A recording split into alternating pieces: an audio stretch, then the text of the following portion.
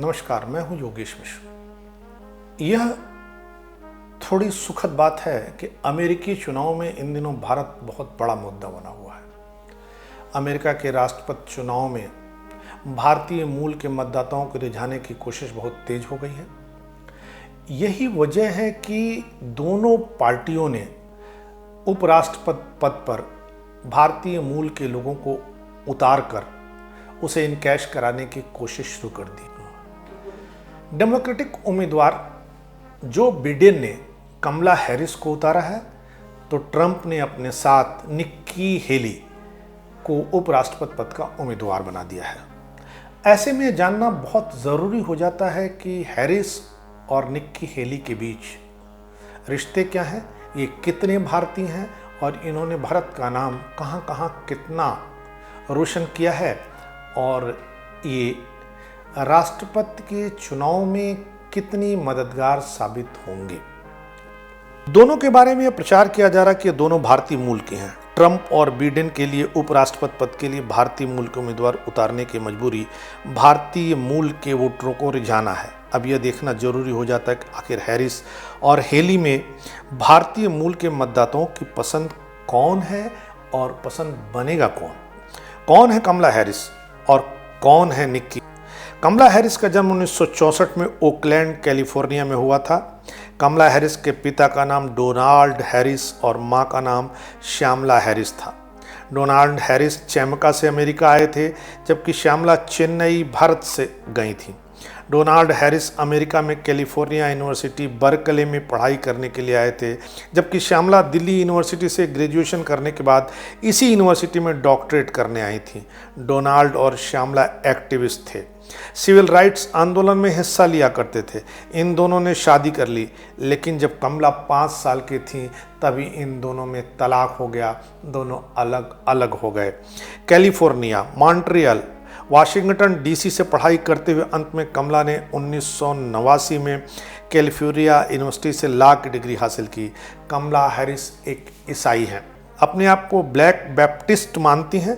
कमला Harris ने एक यहूदी डगलस एम्फो से शादी की है, जो एक वकील हैं। कमला इस पद की पहली अश्वेत महिला कैंडिडेट हैं। कमला हैरिस ने अपने आप को कभी कभी अश्वेत और कभी कभी अफ्रीकन बताया है। कहा जाता है कि कमला अवसर के हिसाब से अपना मूल वंश बताती हैं। जब यह तय हो गया था कि जो बिडेन कमला हैरिस को अपने उपराष्ट्रपति के तौर पर सामने लाएंगे, तब कमला हैरिस अचानक अपने आप को भारतीय मूल का बताने लगी। चूँकि कमला हैरिस की मां भारत में पैदा हुई थी और भारत से ही वो अमेरिका गई थी, इसलिए उन्हें यह कहना आसान था कि वो भारतीय मूल की हैं। कमला हैरिस को भारत का अपना बताने के तमाम प्रयास किए जा रहे हैं। सच्चाई तो यह है कि कमला हैरिस की मां स्वेच्छा से अमेरिकी नागरिक बनी थी। कमला अमेरिका में पैदा होने के कारण वहां के स्वाभाविक नागरिक हैं। वह स्वयं अपने आप को एक प्राउड अमेरिकन बताती हैं। अमेरिका के जनगणना फॉर्म में कमला हैरिस ने अपने आप को एशियाई अमेरिकी के बजाय अफ्रीकन अमेरिकी लिखा है। पॉलिटोफैक्ट ने बताया कि कमला हैरिस के पिता उन परिवारों में थे जो गुलाम रखते थे, यानी कमला हैरिस गुलाम प्रथा के सरमाएदारों के वंश की हैं। एक्सपर्ट का यह भी कहना है कि जमैका में कमला हैरिस की वंश मेल अफ्रीका से मिलती है। कमला हैरिस कश्मीर का विशेष दर्जा खत्म किए जाने की घोर विरोधी रही हैं। कश्मीर के अलगाववादियों के बारे में कमला हैरिस का कहना है कि वो दुनिया में अकेले नहीं हैं। कमला हैरिस समेत डेमोक्रेटिक पार्टी के कई भारतीय वंशावली वाले सांसदों ने CAA के खिलाफ खूब जहर उगला था। कमला हैरिस के सहयोगी प्रमिला जयपाल तो बाकायदा सीनेट में इस मसले पर एक प्रस्ताव लेकर ही आ गई थी। कमला हैरिस से जब भी पाक प्रायोजित आतंकवाद और भारतीय सीमा में चीन के अतिक्रमण के बारे में पूछा गया, तो उन्होंने कोई कमेंट नहीं किया। नो कमेंट कह के वो बात टाल गई। अमेरिका का भारतीय समुदाय कमला हैरिस के राजनीतिक झुकाव और उनके एजेंडे से बेहद नाखुश है। ओक्लाहोमा यूनिवर्सिटी के प्रोफेसर पद्मश्री सुभाष काक साफ कहते हैं कि कमला हैरिस का राजनीतिक स्टैंड भारत विरोधी है। वह धुर वामपंथी विचारधारा की हैं। इसलिए कमला हैरिस की जो बिडेन से पटरी खा रही है, क्योंकि जो बिडेन अमेरिका और भारत के बीच के प्रगाढ़ रिश्तों के पक्षधर नहीं माने जाते हैं। अमेरिका फॉर हिंदू संगठन के संस्थापक आदित्य सत्संगी का मानना है कि कमला को डेमोक्रेट्स ने एक योजना के तहत प्लांट किया है ताकि भारतीय मूल के लोगों का वोट बांटा जा सके, उनमें बंटवारा किया जा सके।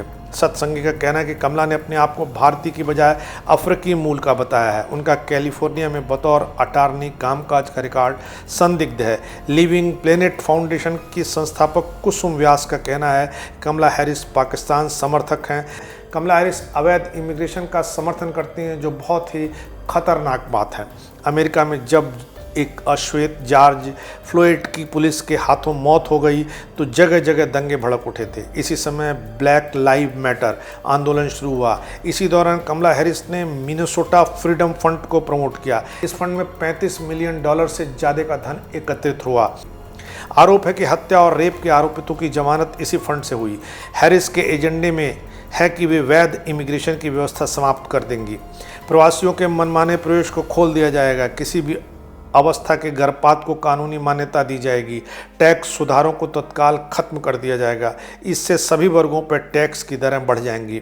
अमेरिका में रह रहे अवैध प्रवासियों को भी हेल्थ केयर कवरेज दिया जाएगा। फॉसिल फ्यूल यानी जीवाश्म ईंधन का उपयोग समाप्त कर दिया जाएगा। गांजे के उपभोग को कानूनी तौर पर वैध ठहराया जाएगा। इस पर सजा का प्रावधान खत्म कर दिया जाएगा। हेली को लेकर अचानक लिए गए फैसले से व्हाइट हाउस में अधिकतर लोग परेशान हैं, हैरान हैं, क्योंकि उनके पद छोड़ने की योजना का संकेत किसी को नहीं था। निक्की हेली सिख परिवार में जन्मी निम्रत निक्की रंधावा को अमेरिका के नवनिर्वाचित राष्ट्रपति ट्रंप ने अमेरिका की ओर से संयुक्त राष्ट्र का राजदूत नियुक्त किया था। वह इस उपलब्धि को हासिल करने वाली भारतीय मूल की पहली महिला हैं। उन्हें अमेरिका में कैबिनेट मंत्री का दर्जा है। हेली प्राइमरी चुनाव में ट्रंप के बजाय सीनेटर मार्को रूबियो के पक्ष में थीं। हालांकि आम चुनाव से पहले ही वह खुलकर ट्रंप के पक्ष में आ गई। उनकी शादी माइकल हेली से हुई है। उनके 2 बच्चे रैना और नलिन हैं।